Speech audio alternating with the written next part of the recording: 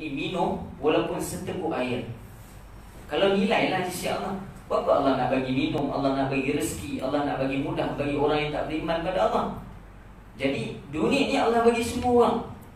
Sebab tu ulama kata, kalaulah mereka yang beramal dengan agama dan mereka yang tidak beramal dengan agama, kita nampak orang yang tak amal dengan agama, nampak hidup mereka ni lebih advance. Suasana lumayan kan? Advance. Ataupun lebih baik keadaannya, lebih senang, dan macam-macam lah yang pada sudut material, mata zahir kita lihat. Ulama kata itu bukan petanda Allah sayang, tidak. Sebab benda ni tak ada nilai di sisi Allah Subhanahu wa ta'ala.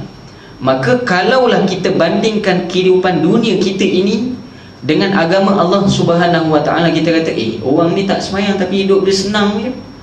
Bukan itu ukuran dia, tidak. Ukuran dia, para ulama kata apa? Orang yang beragama ini, apabila dia tahu apa yang perlu dia buat dan dia buat. Tahu buat, maksud dia ilmu dan amal benda yang berbeza. Dia tahu nak buat, tak semestinya dia buat. Orang itu buku bagus, Masya Allah. Hajat saya.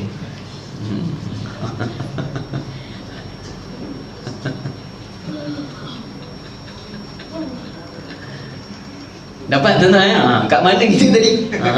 Kat mana tadi? Terpanjat saya ingat jin pun. Risau kat ada botol ni. Dah abang, saya sebut dengan dia tadi, bawalah buku, saya kata, tulislah apa ustaz. Rupanya dia naik pergi ambil buku. Masya Allah. Allahu Akbar. Dapat ilmu dan juga amal. Para ulama kata tak semestinya orang berilmu itu dia beramal. Sebab tu para ulama kata kita kena doa setiap ilmu yang kita perolehi ini Allah beri kekuatan untuk kita amal. Dan para ulama kata tidak ada manfaat bagi ilmu yang tidak diamalkan. Dia akan jadi satu hujah esok di akhirat. Para ulama kata 3 jenis manusia yang Allah akan tarik ke dalam neraka Allah dengan keadaan mukanya terlangkup di lantai. Maksud dia apa? Allah perintahkan malaikat untuk tarik dia ni dengan keadaan muka terlangkup pada jalan sambil diseretkan kemudian dihumbankan dalam neraka Allah. Apa jenis ataupun apa ciri-ciri mereka yang dihumban dalam keadaan macam ni? Nabi sebut dengan 3 jenis. Pertama, orang alim yang tidak beramal dengan ilmunya. Pertama. Yang kedua, mereka yang jihad fi sabilillah, syahid di jalan Allah. Tapi mereka syahid bukan kerana Allah Subhanahu wa ta'ala. Untuk mendapatkan gelaran syahid, dia nak ada syahid depan tu, as-syahid. Bukan syahid member kita. Dia nak syahid. Para ulama kata dia nak title saja. Dan yang ketiga adalah mereka yang dermawan, orang yang suka memberi. Para ulama kata dia nak orang kenal dia dengan memberi. Para ulama kata 3 jenis manusia ni yang Allah akan humbankan dengan keadaan macam mana? Allah akan humbankan dia dalam keadaan diseret wajahnya pada jalan-jalan, kemudian dihumban ke dalam neraka Allah Subhanahu wa ta'ala. Dapat tuan-tuan? Okey, amalan ini jangan putus. Nabi sebut lebih baik pada dunia dan seisinya. Maksud dia apa? Bukan dunia, tapi orang yang solat subuh, orang yang solat sunat subuh ini lebih baik daripada seluruh amalan yang ada atas muka bumi. Orang yang solat sunat subuh lebih baik daripada orang yang seluruh manusia yang beramal atas muka bumi. Dapat? Bukan dunia seisinya, bukan maksud tu, tapi maksud orang yang beramal di dalam dunia ini. Dapat? Jelas? Habis. Sebab tu jaga. Nak makbul doa tak mampu, waktu tahajud bangun, paling baik kata guru kami, guru saya Dr. Idris almarhum, jagalah waktu subuh. Sebab subuh ni para ulama kata permulaan. Dan kebanyakan daripada kita rugi ketika ini, kita tak minta apa hari itu kita nak. Betul? Sebab tu saya sarankan listkan apa kita nak minta dengan Allah. Nampak macam lawak tuan-tuan. Kena list pula ustaz ni, macam lah ustaz. Kena list lah, kenapa? Iyalah, setiap kali nak doa kan lupa apa nak doa, kan lupa nak doa kan. Masuk dah raudah, dah seronok nak masuk, impik, tolak perut masuk kan. Masuk stage pertama, lepas tu stage setengah jam pula, stage kedua masuk pula, stage ketiga masuk, baru masuk raudah. Dah duduk dah raudah, tak tahu nak doa apa. Duk tengok orang. Tengok orang. Lepas tu tengok kapit raudah. Oh ni kapit raudah ni, lembut macam kapit suasana dia lah ni. Wangi pula tu dia. Dia tengok yang tu pula. Sepatutnya di dalam itulah makbul doa. Dan ketika itu sangat sayang pada kita ini umat akhir zaman ni, bila kita tak minta dengan Allah Subhanahu wa ta'ala. Sangat Allah sebut dalam Quran jelas, ud'uni astajib lakum, mintalah pada aku, nescaya aku akan makbulkan. Dapat? Jelas? Maka doa yang paling baik adalah doa yang disusun oleh orang yang mengenal Allah Subhanahu wa ta'ala. Macam mana perumpamaan ni? Para ulama kata, kita yang tak biasa dengan Perdana Menteri, contoh tak ada kaitan tak ada kaitan, contohnya potong pula ni, tak ada kaitan sama ada yang hidup ataupun yang meninggal dunia. Para ulama kata sebagai contoh, kita dengan Perdana Menteri ni rapat tak tuan-tuan? Rapat. Cara nak cakap pun kita tak tahu. Kalau kita duduk kat depan dia pun mungkin kita susah naik, ataupun dengan agung lah. Para ulama kata sebaik-baiknya kita menggunakan perantaraan orang yang dekat dengan dia. Betul? Orang yang rapat dengan dia. Siapa? Isteri dia, anak dia, ataupun orang yang betul-betul dipercaya. Maka perkataan daripada orang yang dipercaya ni senang tak untuk dia perkenankan? Senang tak? Senang. Kalau kita kan kena tengok resume dulu. Payah tu, kena check dulu. Begitulah kita dengan Allah Ta'ala. Kita tahu tahap kita dengan Allah bagaimana? Ke tuan-tuan tak tahu? Tahu tak tuan-tuan? Macam mana 5 waktu solat kita? Macam mana ketika takbir kita, apa yang kita ingat? Sampai salam? Ingat tak? Tahu kan keadaan tadi? Maka para ulama kata, gunakanlah mereka yang dekat dengan Allah. Siapa? Antaranya para ulama. Maka disusun doa-doa ini disebutkan dengan doa burung. Ini semua doa burung ni sebenarnya. Doa yang mewakili semua hajat kita tanpa kita tahu. Jelas? Ikut saya Bismillahirrahmanirrahim. Subhana man ittasafa. Ni kita dah baca ke? Belum kan? Bil izzi wa qala bihi. Boleh? Dapat? Tak apa, saya baca pelan-pelan Subhana man labisa al-majda wa takarrama bihi. Subhana man la yanbaghi at-tasbihu illa lah. Ataupun boleh baca dengan illa lahu.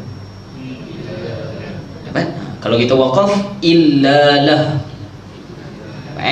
Subhanallah al-fadli wal ni'am.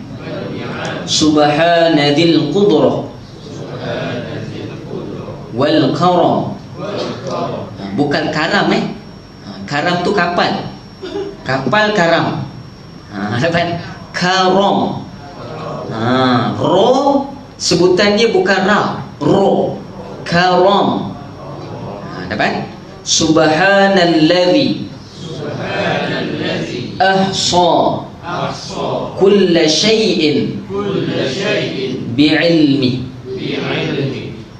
Maha suci Tuhan yang bersifat dengan kemuliaan dan berkata dengannya. Maha suci Tuhan yang memakai segala keanggungan dan bermurah dengannya. Maha suci Tuhan yang tidak layak dipersembahkan tasbih kecuali hanya baginya. Maha suci Tuhan yang memiliki kekuasaan dan kemurahan. Maha suci Tuhan yang menghinggakan segala sesuatu dengan ilmunya. Buat kurungan, doa ini dinamakan Ismul Azam. Sudah je nak sebut tu Ustaz, nak tulis ilmu A filosofi atas tu Z-A-M Azam. Apa? Azam lah, azam. Abang Azam je nak, Abang Azam je, Abang Azam. Cuma ada filosofi atas tu. Apa? Apa maksud Ismul Azam? Ini doa akhir ni penting. Penting ni doa, dua-dua doa ni penting. Kita akan baca dua-dua secepat mungkin. Ismul Azam maksud dia apa? Nama-nama Allah yang maha agung. Ismu tu nama, Azam tu yang maha agung. Maksudnya nama Allah yang maha agung. Kenapa nama Allah ni doa, Ustaz?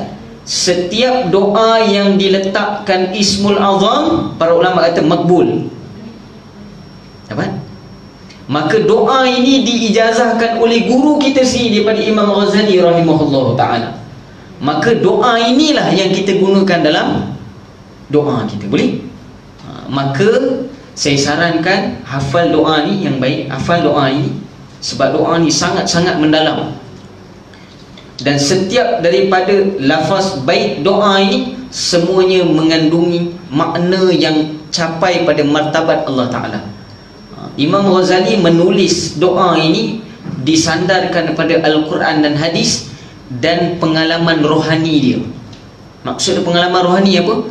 Apabila dia berhijrah ke mana-mana tempat, melihat keadaan sekitar dan sebagainya, melihat kebesaran Allah Subhanahu wa ta'ala, mendatangkan baik-baik doa.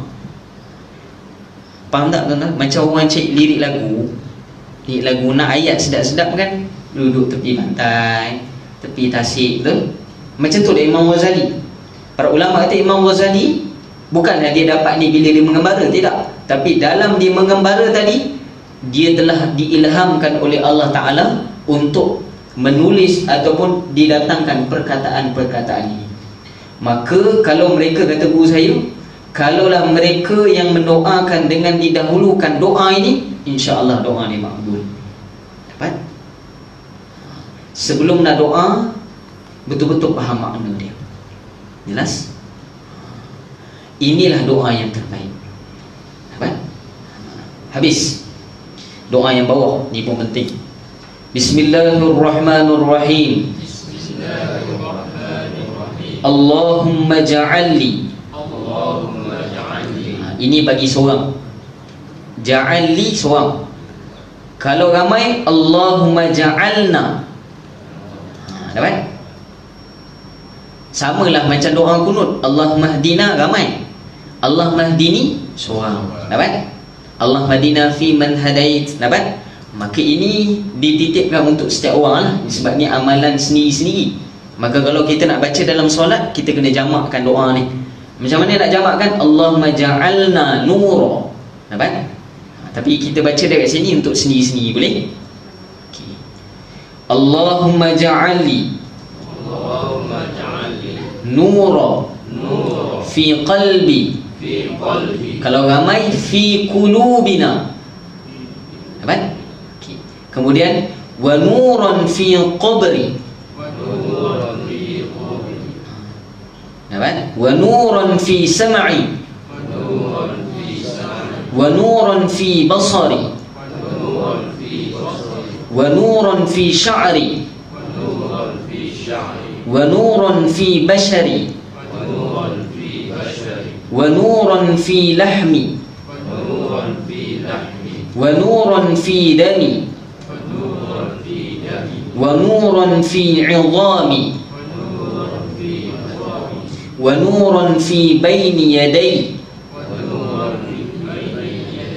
ونورا في خلفي ونورا عن يميني ونورا عن شمالي ونورا من فوقي ونورا من تحتي اللهم زدني نورا وأعطني نورا واجعل لي نورا برحمتك يا أرحم الراحمين. Biasa dengar tak doa ni?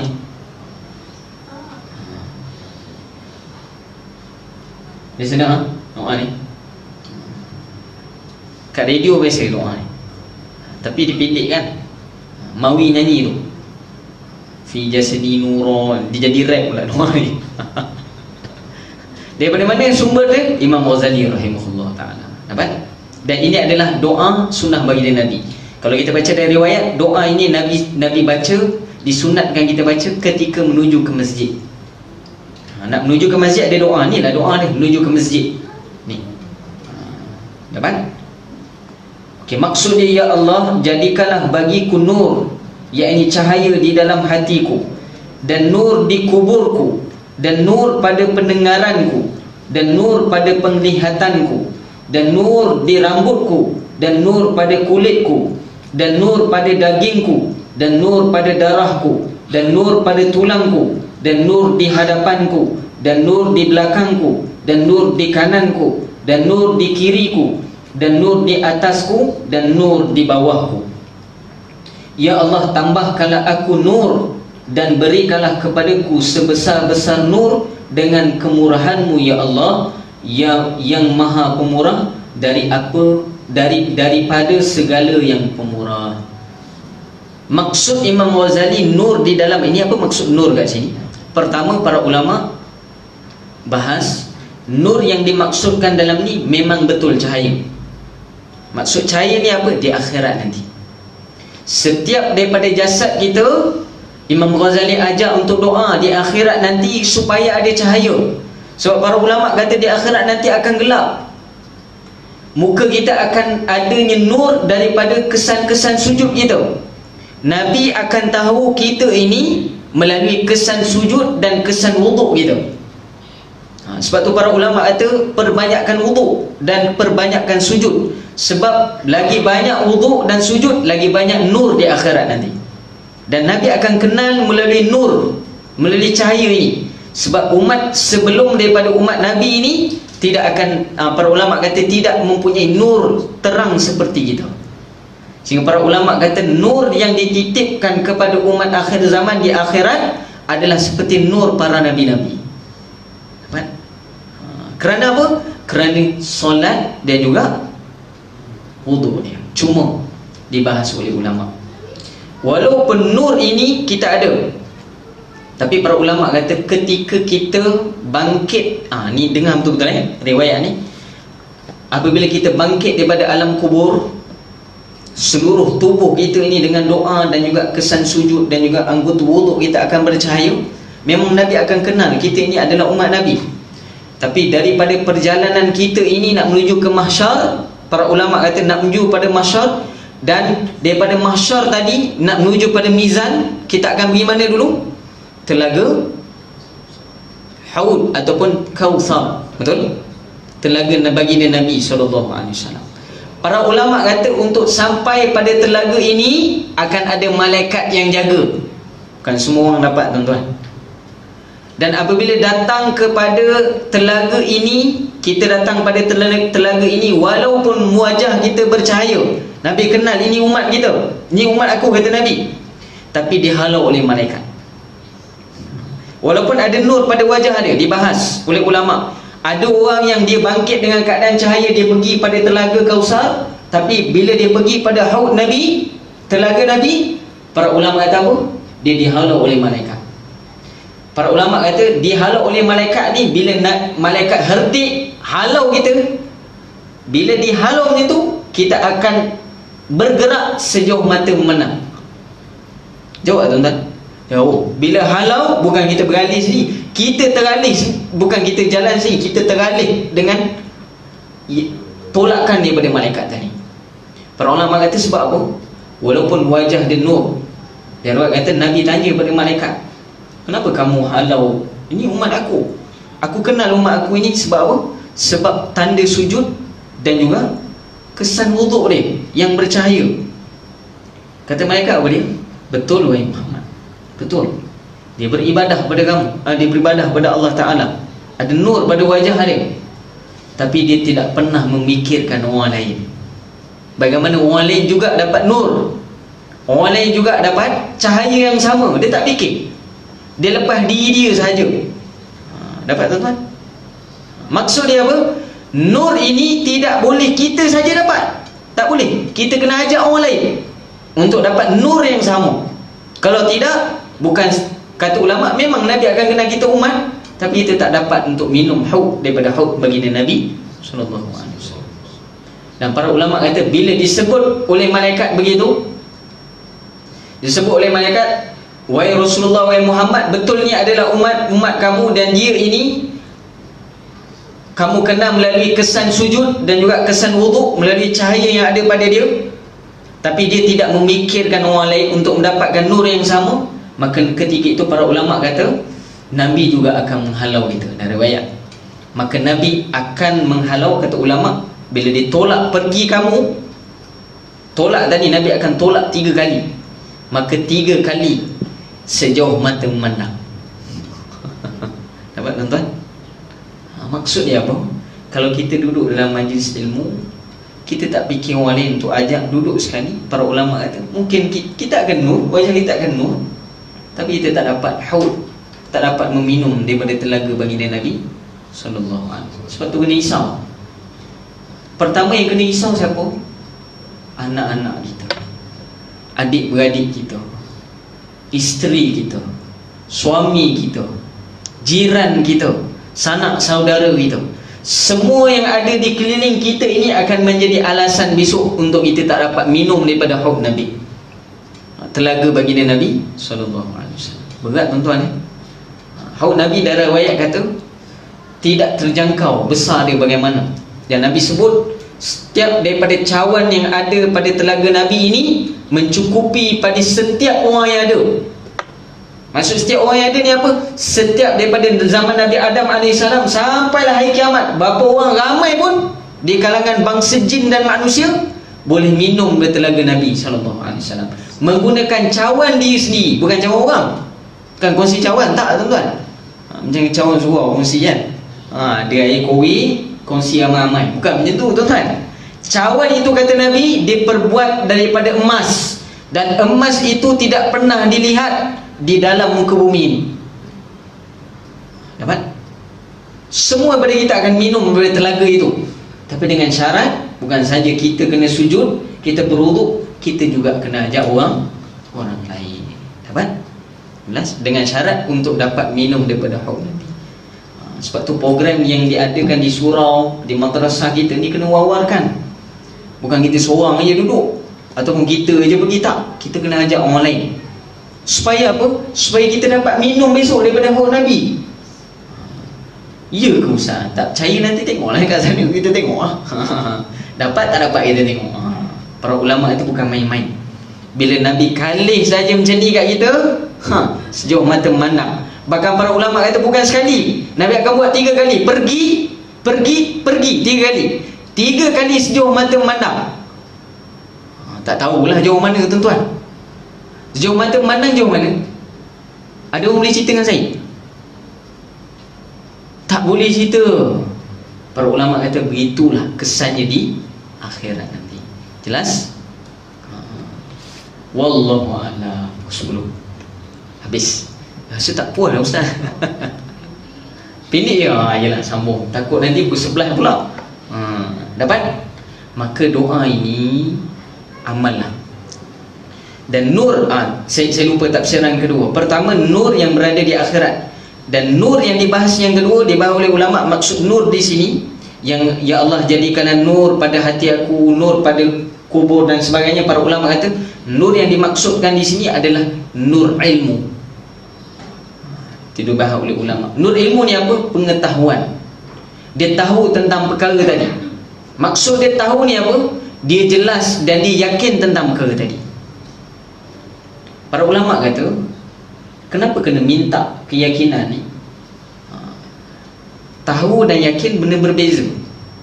Orang tahu tak semestinya dia yakin. Betul? Kita tahu yang akhirat ni ada, tapi kita tak beramal untuk dia. Sebab apa? Kita tak yakin benda tu ada. Betul?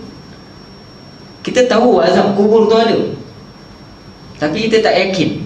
Kita tahu ada. Nabi yalah Nabi dah sebut Ustaz. Kalau kita cakap, kau ni tak percaya kan? Saya percaya alam kubur ada, tapi kenapa tak semayang? Dia kata, itulah jawapan dia. Sebab apa? Sebab dia tak yakin. Sebab tu para ulama kata kena usahakan keyakinan ni. Jelas? Nampak? Maka 2 doa ini cuba amalkan pagi subuh besok. Boleh? Boleh semua insya-Allah? Saya tinggalkan 2 hadis. Boleh? Saya tinggalkan 2 hadis. La dinu ila laman amanah. Tidak beragama bagi mereka yang tidak amanah. Maksudnya apa? Saya amanahkan doa lah subuh nanti. Kalau tak doa, tak amanah lah tu. Kalau tak amanah, tak ada agama. Berat ni Ustaz. Boleh insyaAllah. Waktu subuh besok doa dengan doa ini. Ustaz, payah Ustaz nak bawa buku. Allah tengok tuan-tuan. Allah tengok kita punya usaha. Jangan masuk yang belai sudah. Macam doa belai pula nak hafal. Jangan tuan-tuan. Bawa doa ini dan doa. Kalau tak pun para ulama kata, sebab tu saya minta setiap kali saya baca semua ikut, supaya tuntutan kewajipan sekali baca tu dah baca dah. Dapat? Allah tercita pula. Lepas ni tak buat pula kan. Allah tersilap pula saya. Tercita pula. Patut tak boleh cerita tu. Sebab tu Tok Guru saya kata sekurang-kurangnya bila kita muzakarah ni, bila saya sampaikan ni, saya kena minta sama-sama baca.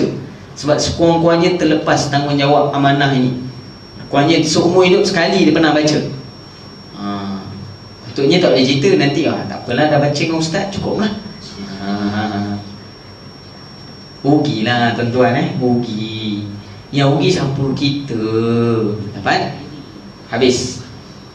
Kemudian Imam Ghazali sebut ni last, apabila engkau selesai membaca doa ini, maka janganlah engkau sibuk kecuali hanya dengan menunaikan sembahyang yang fardu, atau berzikir, atau bertasbih, atau membaca Al-Quran. Berapa jenis ibadah tu? Berapa? Pertama,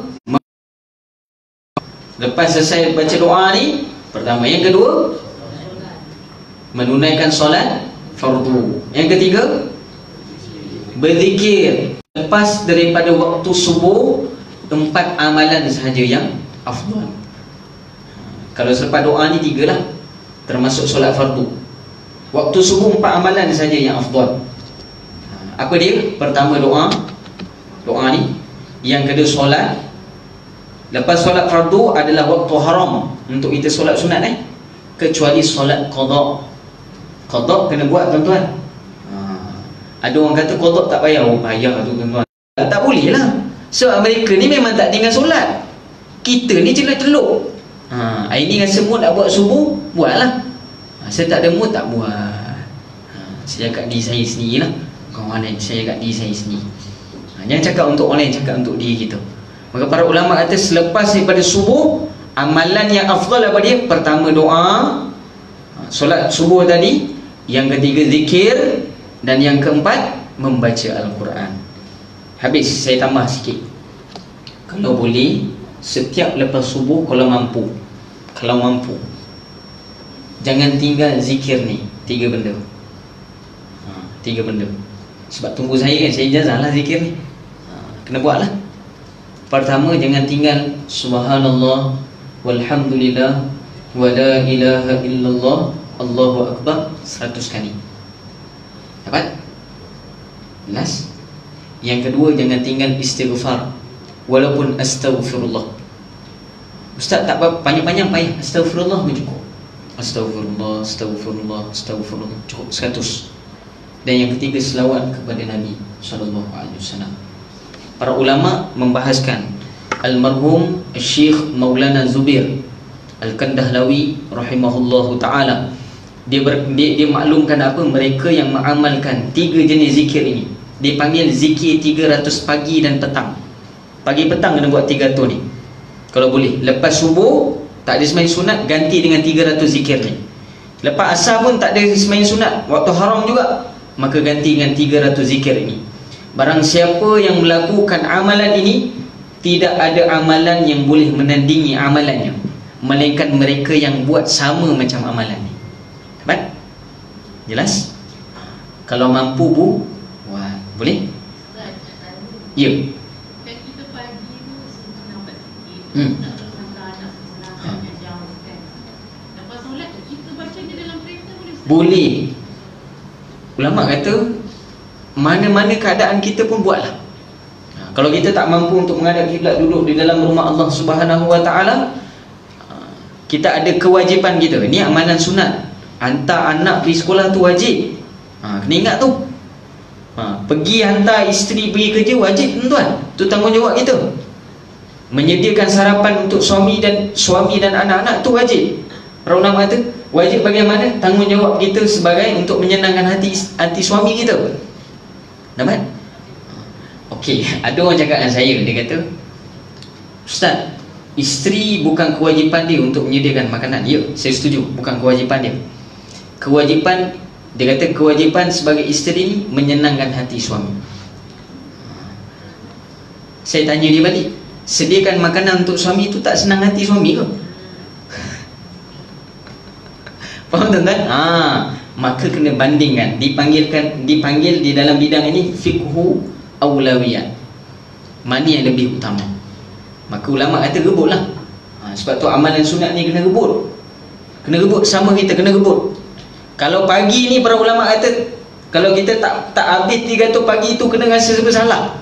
Sebab pagi tu pagi yang bukan terbaik. Kita tak jadi orang yang terbaik. Cubalah. Mereka yang istiqamah, dan pengalaman saya sendiri, alhamdulillah, orang yang mengamalkan zikir 300 ini, kebanyakannya daripada urusan dia selepas subuh tu sehinggalah asal, Allah mudahkan. Allah mudahkan. Mudah dia macam mana? Wallahualam, dia je tahu mudah dia macam mana. Nampak susah tapi Allah mudahkan. Dan dia buat selepas asar akan memudahkan urusan dia sampailah subuh esok. Dapat? Jelas? Tu zikir. Dapat? 4 amalan kan? Solat, doa dalam ni. Apa nak doa Ustaz? Doa dalam kitab ni lah. Yang kedua, solat fardu. Yang ketiga, zikir. Nak zikir apa? 300 pagi tu dan 300 petang. Dapat? Kemudian membaca Al-Quran. Jadi membaca Al-Quran apa dia? Sebaik-baiknya, ni amalan untuk guru pondok dulu, setiap lepas subuh, sebaik-baiknya membaca Yasin. Kalau mampu bacalah Yasin. Kalau tak mampu tak apa, cukup zikir 300 ini sahaja. Dapat? Kalau tak mampu baca, cium cukup, cium. Ambil Yasin, cium. Dah tak mampu buat, cium kan? Betul? Oi, beli kuat Ustaz ni. Nampak macam itu je mampu. Kalau tak mampu cium, tengok, senyum je lah. Senyum kan? Nampak macam mana? Senyum tu kalau gamak lah, patutnya kena nangis. Tengok Yasin kena nangis. Ni tak dapat baca aku hari ni. Dan para ulama kata Yasin ini, orang yang baca Yasin dalam hadis ni dhaif, hadis lemah. Bila saya sebut hadis dhaif, jangan sensitif. Macam kena belacan. Ni marah ni, nak marah ni. Ada orang bila dengar hadis dhaif, dia macam dhaif lah Ustaz, tak boleh amal. Imam Malik bin Anas. Imam Malik kenal tuan-tuan? Guru Imam Syafi'i. Imam Malik bin Anas. Imam Malik kata hadis dhaif lebih baik pada seluruh kalam ulama. Sebab dia hadis, dia perkataan Nabi. Cuma dhaif tu sebab apa? Sebab riwayat dia. Bukan salah hadis tu, salah orang yang riwayat. Kadang-kadang orang yang riwayat, perawi hadis tu kadang-kadang dia terlupa, kadang-kadang dia lemah ingatan dia. Sama lah dengan terlupa tu. Kadang-kadang dia kazab, penipu, menyebabkan hadis tu jatuh. Penipu pada sudut hadis macam mana? Walaupun dia menipu binatang pun dikira hadis dia jatuh. Sebab tuan-tuan, dalam satu riwayat, Imam Bukhari pergi pada satu tempat untuk mengambil hadis. Sebab dia tahu orang ni ada hadis pada dia. Dia tahu satu hadis Nabi. Maka Imam Bukhari pergi untuk ambil hadis tu, sanad hadis tadi. Lalu dia tengok pada jauh, orang ni tadi panggil unta dia. Macam mana dia panggil unta dia? Dia pegang bekal makanan, dia ketuk. Unta tu datang lah.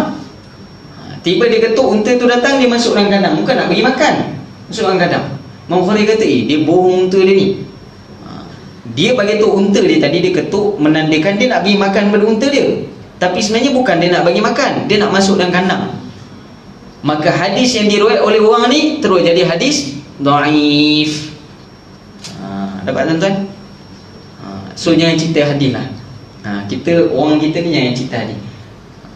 Kalau kita ni tak tahulah berapa dhaif kita ni. Tak tahu, mungkin tak ada dhaif dah, mungkin tak tahu apa nak sebut dah kita ni. Imam Bukhari penelitian hadis di situ sahih dia sebab apa? sebab orang tu siqah, dipercayai. Walaupun dia kadzab, dia menipu terhadap binatang pun boleh mencacatkan taraf hadis tadi. Dapat? Maka dalam hadis dhaif Nabi sebut, mereka yang baca Yasin seumpama dia membaca 3 kali, setengah riwayat kata 7 kali khatam Al-Quran. Sebab Yasin dan riwayat Nabi sebut adalah hati Al-Quran. Dapat? Ya dik. Banyak tak tulis tu? Wih, banyak tu, penuh page tu. Ui, kalah ni acik-acik semua ni. Apa nak tanya?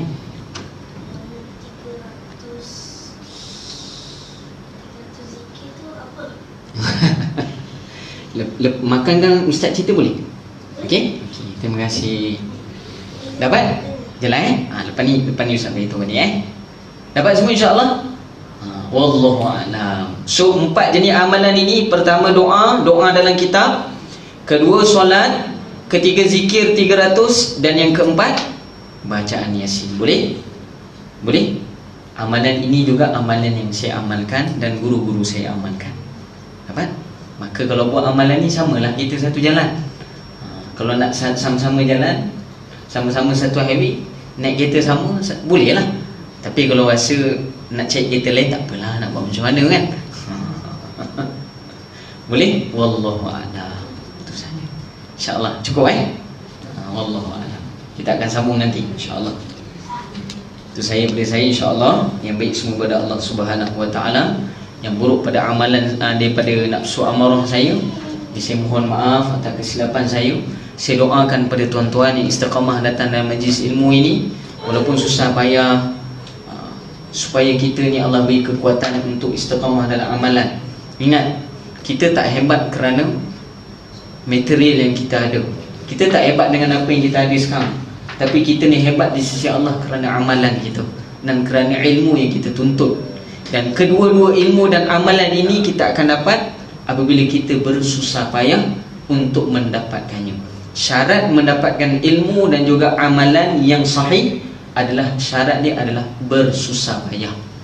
Dapat? Bermujahadah. Bahasa Arab mujahadah, bahasa Melayu bersusah payah. Susah payah subjektif, tak semua orang sama. Dapat? Wallahu a'lam. Itu saya pada saya. Mohon maaf terlewat tadi. Itu saya berasa insya-Allah habit semua pada Allah, yang buruk pada nafsu amarah saya. Apa yang kita dengar pada ini, sesama Allah beri kuatan pada kita untuk kita amalkan, ambil iktibar dan sampaikan insya-Allah. Sedap betul pakai mic ni. Dan jangan lupa hari Sabtu ni Ustaz Kazim, tuan-tuan jangan lupa, pengurusi kita minta ayat-ayat syifa tu. Kena pergi tuan-tuan. Mungkin ada ijazah tu, kena pergi tu. Jarang Ustaz Kazim nak bagi amalan ni. Saya pun nanti-nanti ni cuba nak lapangkan jadual ni, nak datang juga insya-Allah. Boleh mama kita pergi insya-Allah Sabtu ni ya? Sabtu ni insya-Allah. Wallahu a'lam. Bismillahirrahmanirrahim. Alhamdulillahirabbil alamin. Wassalatu wassalamu ala asyrafil anbiya'i wal mursalin sayyidina wa maulana Muhammadin wa ala alihi wa sahbihi ajma'in. Allahumma arinal haqqa haqqan warzuqna ittiba'ah wa arinal batila batila warzuqna ijtinabah. Allahumma a'inna ala dzikrika wa syukrika wa husni ibadatik. Rabbana atina fid dunya hasanah wa fil akhirati hasanah wa qina adzabannar. Sallallahu ala sayyidina Muhammadin wa ala alihi wa sallam. Walhamdulillahirabbil alamin. Kita dah habis dah doa ni. Maka saya lupa tadi, saya ijazahkan seluruh amalan doa ini. Sebut saya terima. Qabiltu bil ijazah, sebut qabiltu bil ijazah. Wallahu a'lam.